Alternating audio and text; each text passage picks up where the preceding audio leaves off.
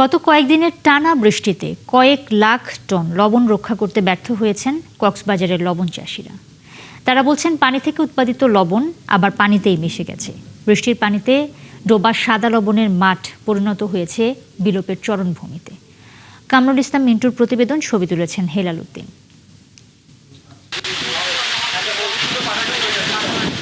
বজ্রপাতের ভয়ে কেউ পালাচ্ছেন, কেউ লবণ ভর্তি ঝুড়ি কাঁধে নিয়ে দৌড়াচ্ছেন বৃষ্টি থেকে রক্ষায়।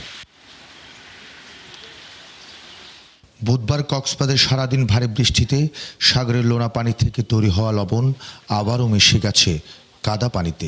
এর আগে বৃষ্টি হয়ে লবণ গেছে, বহুত লবণ নষ্ট হয়ে গেছে। আমরা গেছিলাম সকাল 8টায়, মানুষের 33 জন বৃষ্টির কারণে চলা আছে আর কি। কাজ করতে পারছি 4 ঘন্টা মতো। শ্রমিকরা বলছেন মাঠে প্লাস্টিক দিয়ে যেটুকু ঢেকে রাখা গেছে সেটুকুই অবশিষ্ট, বাকি সব পানিতে ডুবে গেছে।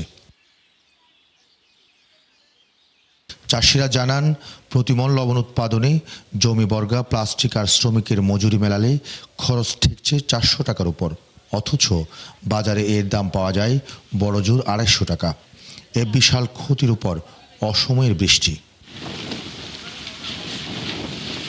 ব্যবসায়ীরা বলছেন, বৃষ্টিতে মাঠের লবণের স্তর বা কাই নষ্ট হয়ে যাওয়ায় নতুন করে মাঠ সাজানো নিয়ে তারা দুশ্চিন্তায় আছেন।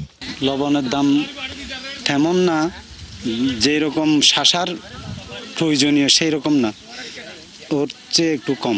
এবছর তো লবণের দাম নাই।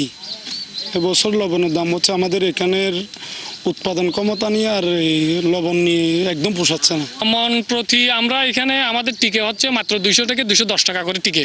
বিসিকে তথ্য মতে কক্সবাজারের মহেশখালী, কুতুবদিয়া ও টেকনাফ সহ প্রায় 67,000 একর জমিতে এবার লবণের আবাদ হয়েছে। 27 লাখ মেট্রিক টনের বিপরীতে এ পর্যন্ত উৎপাদন হয়েছে 17,68,000 টন। কামরুল ইসলাম মিন্টু, 71, কক্সবাজার।